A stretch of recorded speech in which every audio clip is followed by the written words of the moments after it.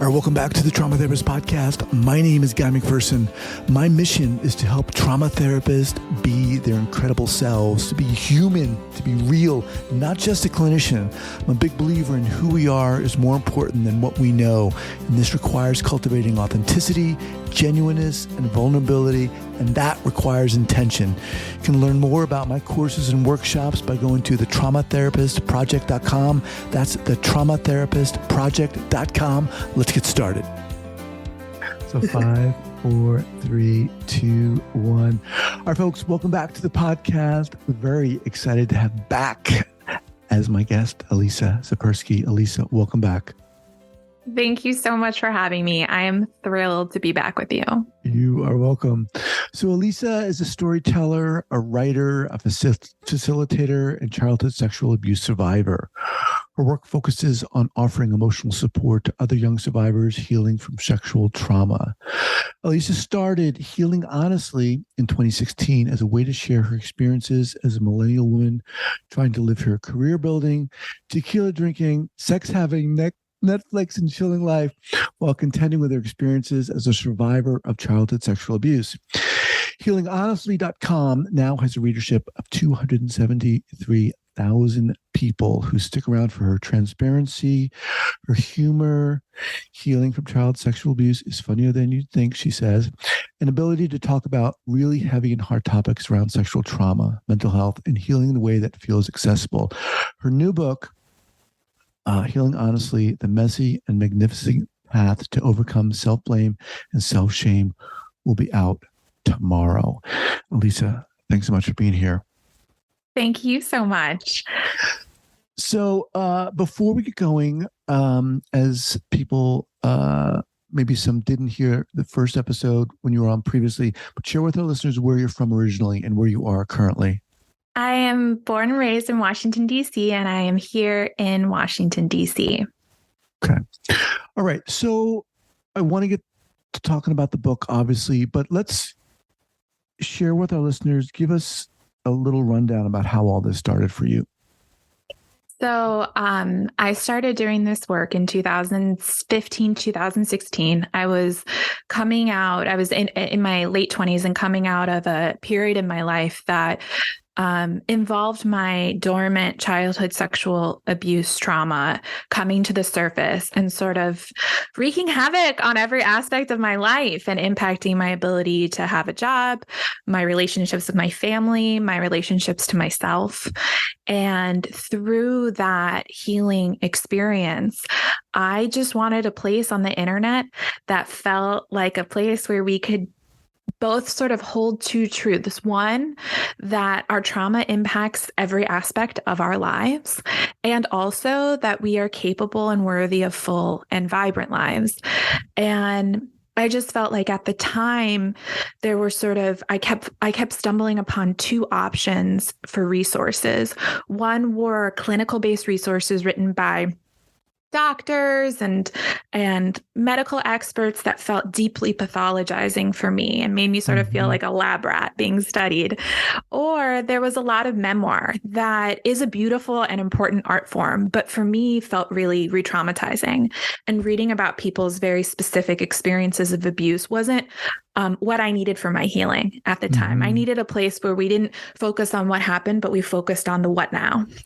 And so I just started putting my work out on the internet through my website, healinghonestly.com, and it really blew up. I'm proud to say now we have 500,000 readers, which is really incredible. Wow. So I gave you old numbers. I redid the numbers recently and I was like, holy smokes, which is really amazing and has really grown. And I spend a lot of time doing public speaking and workshops and talking on college campuses and at at conferences all about the realities of healing from childhood sexual abuse. And then a couple of years ago, I was approached by a woman named Charlotte Ashlock from Barrett Kohler Publishers, who I didn't know then, but would become my most beloved editor. And she approached me about writing a book. She had found my work because she was personally looking for support because she herself is a survivor of abuse. And she reached out to me and things really grew from there. And she really helped me cultivate what would a book from me look like, what's out there, and what would it mean for a book to be truly a survivor to survivor resource for healing. Now, and that's a perfect segue into talking about your book. But before we get there, and I'm asking you this because you have a very open way of talking about this, maybe even a unique way, a very empowering way of approaching this whole topic of healing. When things first started happening for you, when you started saying, holy crap, something's going on here, how did you deal with that? I found it extraordinarily overwhelming. And I think that, like a lot of survivors, my sort of come to Jesus moments about what had happened to me was both very slow and all at once. And I had been in therapy all my life, but wasn't really. And I would visit parts of my abuse at different times in my life. And that sort of experience was very nonlinear. And I say that because, I have now supported so many survivors in their healing journey. And sometimes it's something that we've always been aware of that happened to us. And sometimes I talk with survivors who are in their 60s or 70s who might have experienced a different trauma or something else has happened in their life that has triggered them. And they've been like, holy shit, this was actually, I've been holding this my whole life sort of unknowingly or unconsciously. And so for me, I had a therapist and I've had a bunch of therapists in my life who have been really, really supportive and wonderful and allowed me to sort of come to my own terms and the realization of my abuse in my own time and allow for me to really direct myself when my brain was sort of ready to process what had happened to me. And the other part of it, which is absolutely critical and was totally the inspiration for me starting this work, was my very dear best friend, Kate Vandertag. She and I met our first day of college. And I saw her and I was like, this is the coolest girl I've ever seen in my entire life. Her ringtone was Khalees's Bossy. And I was like, I need to be this woman's friend. And she says she felt the same way about me. Anyway, she, even in high school, had been volunteering at her local rape crisis center all through college, was advocating for survivors on campus, doing trainings about sexual assault prevention. After college, she has spent her entire career in the anti-violence space. So when I was coming to terms with my own abuse, my best friend was actually primed to be like a professional best friend to me. Mm-hmm. And all these years later, she'll say, like, it's not the same thing. Like being, as you know, as a therapist, like being trained to support somebody in a professional context versus when it's like one of the people you love the most are not one-to-one things. But she was my lifeline. And she taught me things like that. It was okay that I didn't remember my abuse clearly, that it was actually totally normal to feel blame for what happened to me and to feel guilt over things that weren't my fault. She normalized all of these things that otherwise would have kept me in silence and kept me away from receiving like resources and going after like healing support for myself. And she stood beside me in the darkest moments of my life and made sure I never felt alone. And I recognize that a lot of people don't have access to somebody who's quite that trauma informed, especially like in their early 20s. Right. So was she a survivor? She was not. She's just been a forever advocate and an extraordinary advocate. And really starting healing, honestly, was like, how do I replicate what she has given me to other people who might not have a bestie who like can tell you, it's okay. Like these things are normal. You're not fucking crazy, And she's remained sort of like a guiding light for me about like why I do what I do.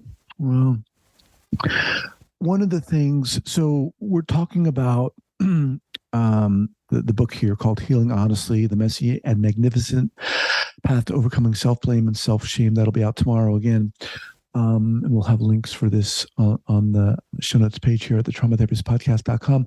One of the things that struck me and strike me about you is you throughout the book there, and within you, there's this whole tone of acceptance and allowance that feels very empowering for me, and that feels very important.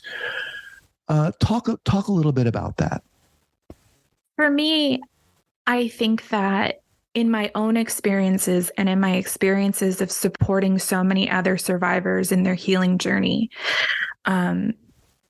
we are conditioned by the people around us and the world that we live in to believe that what we have gone through and the ways that we have survived and the ways that we have figured out how to heal and cope are things we should feel blame and shame over. And it's like damned if we do, damned if we don't. Survivors are set up to both feel blame about what happened to us and then feel shame over all the ways we've figured out how to live despite this happening to us. And I just think that it's so important. It's so critical to me that even though everybody's healing journey is different and what I need in my healing might be radically different than somebody else, we all have to live in this world steeped in rape culture that judges and shames us for what we've been through and how we endure. And we all, like, the kindest thing, I think, and the most important thing we can do as survivors in community with each other is to call bullshit on that. And to say, like, actually, each of us, like, are the experts in our own safety, do know what we need, can go at our own pace, whatever that means for us. And that there isn't this right way to survive. There isn't this one right way to heal. And you don't have to go like on a yoga retreat and start drinking green juices and like appropriating Eastern culture in order to like heal, this isn't some cute thing that happens on Instagram, it's your fucking life. And you're allowed to live it however you see is right and best for you. And so to me, my theory is not, while this book offers lots of practical guidance, like the key takeaway, one of the key takeaways I want for people is just to like realize that the judgment that is imposed upon us is like utter bullshit. And that we actually have a lot of the answers ourselves. We've just been conditioned by everyone around us to not be allowed to trust it. So when you say, and I love that, right? It's so easy to feel that there's a specific way to heal. I mean, God forbid you look at Instagram and everyone's,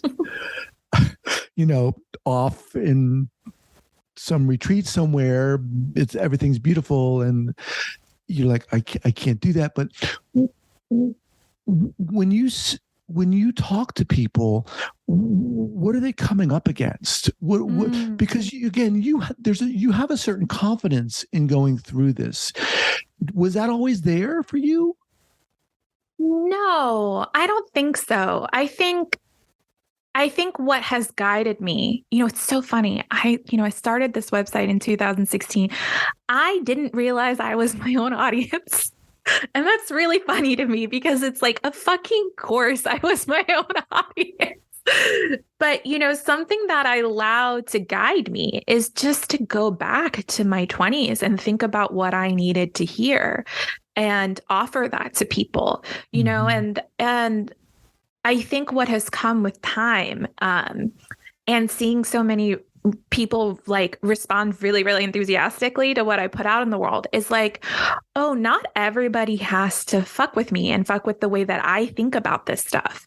Like, you don't have to be for everybody. You just have to be for the people who would most benefit from what you offer to the world, you know? And so I think like getting feedback from people of being like, I actually really love that you put dumb GIFs in your Friday newsletter every week and that you always send like a stupid TikTok of a dog. Like I look forward to it every Friday. So people being like, I like that you make these jokes. Like it makes things feel much more approachable. I don't feel so like I'm holding my breath in anticipation of triggers, you know, and, you know, so I think my audience, my readership has really affirmed for me that like both, whenever I have a hesitation of like, maybe I'll say this thing and maybe it'll be isolating, that then they respond immediately being like, oh my God, same. So that has been encouraging, but also that like my sort of style and my approach for the people it's right for, it's right for them. And that has, I think, given me a lot of confidence to approach healing with sort of my brand of like compassion and humor and at times levity and real talk. When you say, you know, people, we have the answers, we are the experts. Specifically, what do you mean when you say that? What I mean is that I think that, especially for those of us who experienced childhood sexual abuse, that as I did and as I center in my work, while my work in my book is for anybody who has experienced abuse or sexual trauma, I really do center CSA. And with that, we often, as children, have a keen understanding, either consciously or not consciously, that something isn't right. And that we have an intuition in our minds and in our bodies that something isn't okay. And we may have communicated that, not maybe explicitly, maybe not explicitly, and have received a lifetime of information from the people who were most important to us, who we were conditioned to understand loved us the most and were there to protect us, and whose opinion was most important, that our intuition that something wrong was happening was not correct. And it might have been, you know, indicating to a parent that what happened to us wasn't safe, or that we don't want to be near somebody, or that we're having an emotional reaction and they're minimizing it or invalidating it, or perhaps just gaslighting us and telling us, you know, the sky is a different color when it isn't. And with that, we then say, okay, so I guess everything that my mind and body is telling me that isn't okay is actually okay. And now I can't trust what my mind and body tell me anymore. And it goes even further. It goes from that to, okay, well, these bad feelings I feel in my mind and my body must be my fault, because all these adults are telling me like, this isn't it. This isn't real, or this doesn't matter, or this doesn't count, or you're not understanding your own reality. So then the only answer, especially as a child, is to turn inward and say, I'm the problem. And so I think it's so critical when we're healing. And I think it's certainly one of the hardest parts, and it's non-linear, and you know, there's no endpoint. If there is, I haven't reached it, of being able to say like, oh, actually that intuition I had in my body, in my mind, was actually correct. The adults around me were incorrect. And I get to make decisions now as an adult based on those things. And that is like really radical for a lot of us, because we were completely conditioned to not trust ourselves at all. And so to me, as I said, like healing is so different for everybody. But in order for us to know what we need in our own healing journeys, we have to find ways to reconnect with that and give ourselves, you know, the opportunity to trust ourselves. And so that's why the book is, you know, the book is full of information, and it's full of stories, and it's full of even some laughs and all that.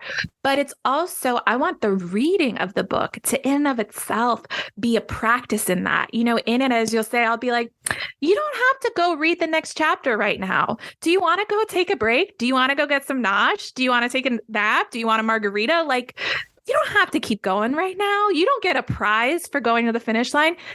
what do you want to do right now? Right. I appreciated that in your book. There's a very pronounced and wonderful, kind of amazing thread of humor and almost irreverence.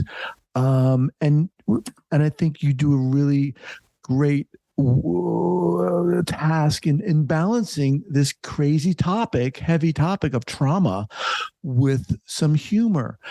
How did that come about for you? Because it's kind of like a tightrope walk, right? It is. And I have received negative feedback in the past about it. I'll be honest with you. There is, and I don't mean to generalize that, but I can only tell you from the feedback I've received, it's consistently people of an older demographic, I think like 60 plus, who have written me. There's not a ton, but there have been some that they find that the humor that I use, contributes to survivors not being taken seriously. And I understand that where they're coming from is a place of hurt and pain, living in a world steeped in rape culture that tells us that the reason survivors don't get the validation and basic humanity that they deserve is because of the way survivors are presenting themselves. This mythic idea that there is some perfect survivor out there, and if we just present ourselves in a particular way with this respectability politics, and we don't curse, and we don't have sex, and we have sex, but not too much sex, but we don't seem too interested in sex, and we talk about our trauma, but we don't talk about our trauma, but we leave the past in the past, but just enough, and we have the right amount of evidence, but we don't harp on that evidence, but it's irrefutable evidence, and that kind of evidence doesn't exist, and this wild criteria of a completely impossible standard of the perfect victim, then survivors will be taken seriously. That's all it's taken. Just, since the existence of humanity, it's just that each of us have been slightly flawed. Like, who'd have thought it? No. And so I see that coming from a place of hurt that they have not been taken seriously. And I hear that because that is a problem, collectively and all across the world. But I think it's extraordinarily misguided to direct that at me. I don't think that it's fair for us to police the way we cope and heal. And it's okay that some people talk about their trauma in ways that I never would. And that's okay too. There's something for everyone. But I think for me also, it's so wild because I'm like, I'm a Jew. Like, my people proudly have made it quite well known that we use humor to cope with extraordinary suffering and trauma. And I am incredibly proud of that tradition. And so to tell me that I have to go against my nature, to go against my ancestry, to go against what is in my bones about how I know how to cope with extraordinary trauma, to go against that because I want somebody to take me seriously who has no interest in taking me seriously, feels fundamentally misguided for me, and not relevant in my life. And so, my family are the funniest people I know. Like, sitting around my grandparents' dinner table in Omaha, Nebraska, which was sort of the heart of where our family was. Like, I remember my aunts and uncles, they would cry laughing. There were always needed to be a box of tissues because they would laugh so hard they would cry. They're incredible storytellers. They're so fucking funny. And so me using humor, yes, it's a tightrope and it's intentional. And I try very thoughtfully to balance tone and to make things feel more approachable and accessible when otherwise they feel really stigmatizing and scary. But also, it's me giving myself permission to say, I get to show up as my whole self when I do this work. And I don't have to play some role of like this, the victim, the survivor who goes to the thriver. And now she's like, blah, blah, blah, and she speaks in platitudes and is an inspiration. It's like, no, I just get to be a human. And that's what sustains me through this work. I think that also comes through in the book. I mean, just the very use of humor, I think lays out a kind of welcome mat for people to be themselves, to understand that it's okay for them to be themselves, and that's a kind of a crucial part in the healing process. Taking a step back, what did you? And we kind of, I think, covered this, but I want to give you the opportunity to articulate it even more. So, what did you want the book to be a statement about? Well, first and foremost, I wanted the book to feel like a friend and to feel like the friend that I had that said, hey, I've been down this road. I'm here with you. You're not alone in this. And like, I'm going to also introduce you to some other amazing friends that have helped me along my way. And you can hear from them and you can learn from their wisdom and their experience too. I wanted this book to feel like community. And somebody who read an early copy of my book said the most wonderful thing. They said, this feels like the support group I always dreamed of and never had. And I want people, whether they feel like they want to disclose what happened to them to somebody or not, in the privacy of themselves, to feel the healing aspect of being in community with other survivors and feeling supported in a way that is full of boundaries, in a way that is full of consent, in a way that is full of content warnings, and get all the benefits of a support group without actually having to physically put themselves in a situation that they may not want to put themselves in for any good reason. So more important to me than even what it said was how it made people feel. I wanted people to feel that kind of friendship. And I wanted people to feel like it's actually okay for us to talk about our trauma in the same language and the same way we talk about any other aspect of our lives. Because so often we feel so fragmented and compartmentalized.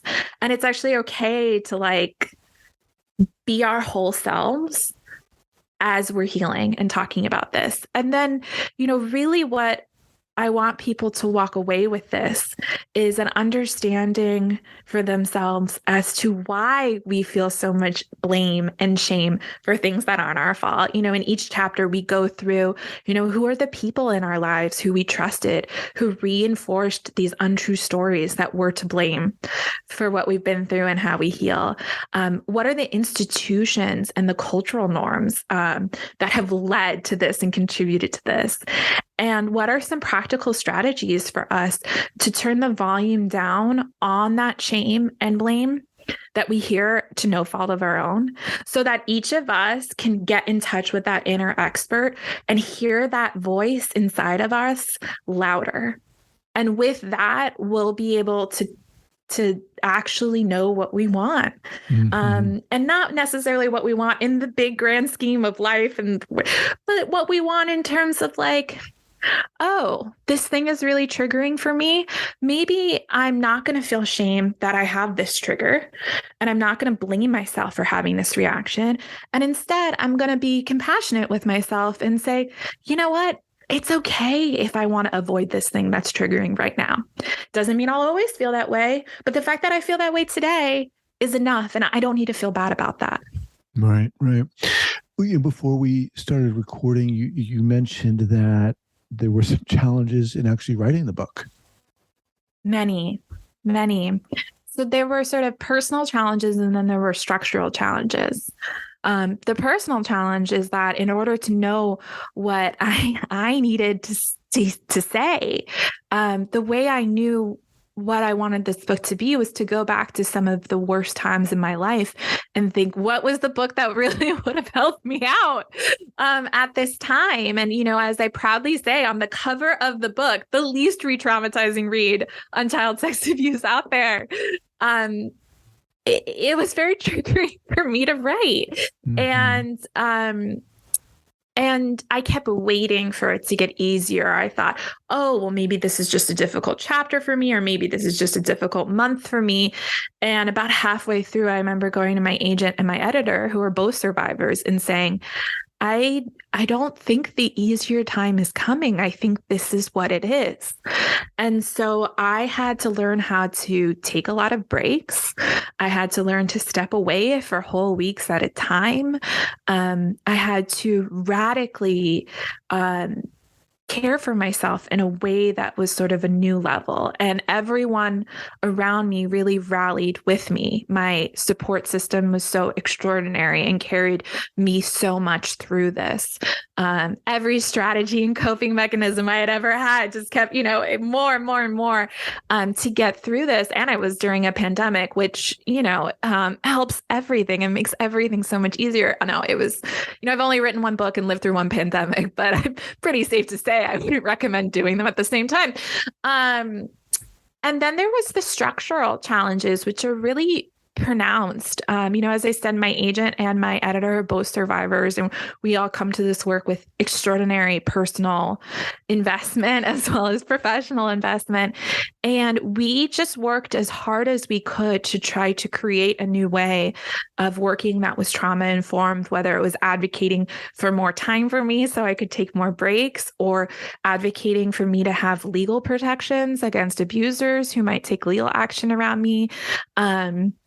There is just so much in the publishing world, just like the rest of society, that is really not set up to be trauma informed in the slightest, and certainly not set up to support survivors and their safety needs.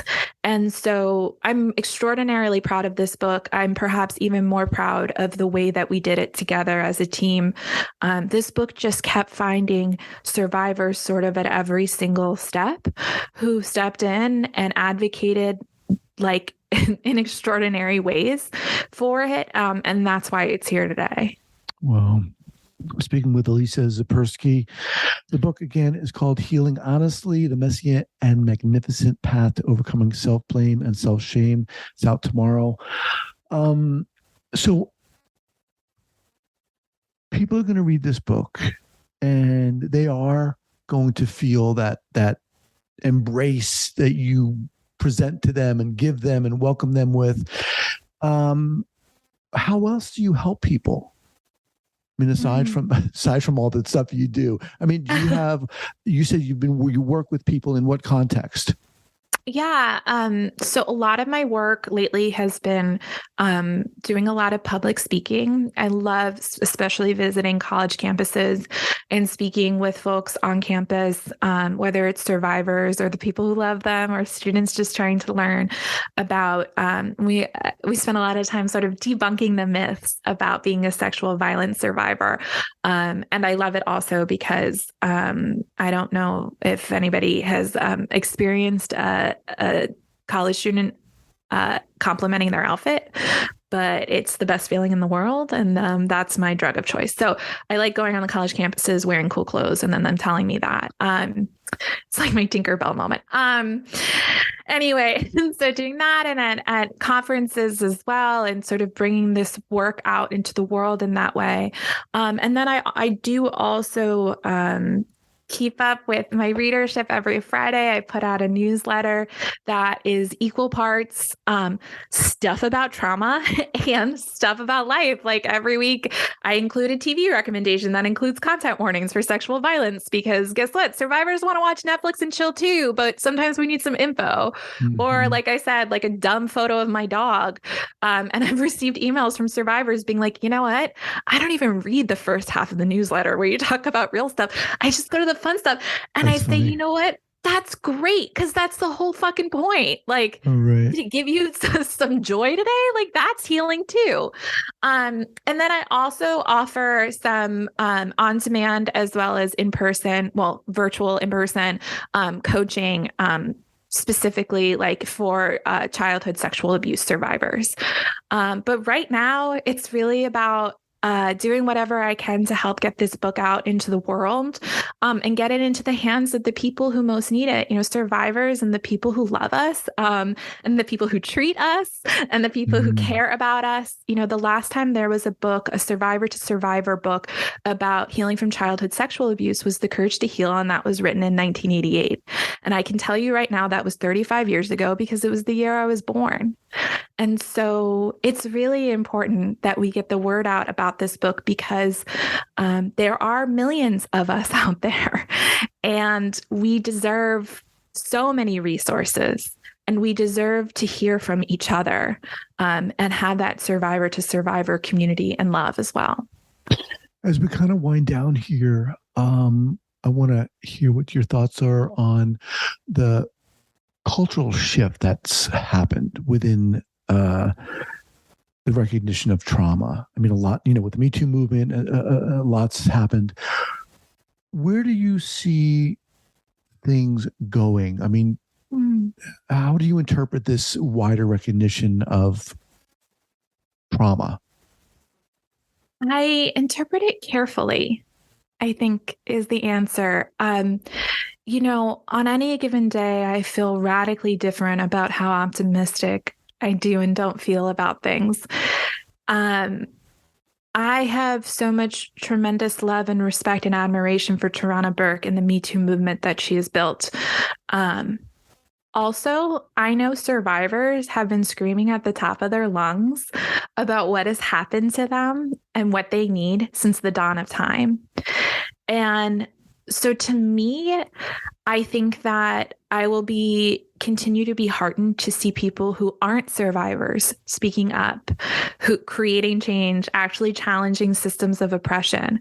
Because survivors, we've been out here. We've been doing this work. We started it before Me Too. We started it before the last 100 years. We have been here talking about this. Mm-hmm. And it's really going to take everyone else, especially people in positions of power, to actually shift power dynamics. And, something I'm extraordinarily mindful of in this exact moment in particular is that transphobia is a leading indicator of cause for childhood sexual abuse. We know from the American Academy of Pediatrics in a 2012 study that showed that children who were gender nonconforming were 7 times more likely to be sexually abused than their gender conforming peers. So we know that transphobia and homophobia are leading causes of CSA. And I'm quite concerned with the rising fascist laws that are being passed throughout this country that are oppressing gender nonconforming, trans, and queer children. It is absolutely putting them at much greater risk for sexual violence and all sorts of kinds of violence.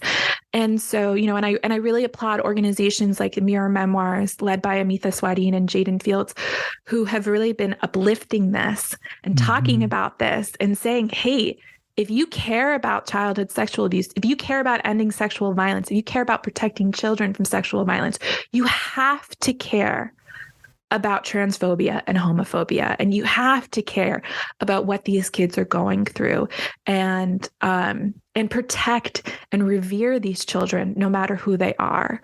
And so I think it's a call to action for all of us, especially those of us like myself who is cis and heterosexual, that if we really want to see the tides turning on the epidemic of sexual violence in this country, we have to be bringing that into it.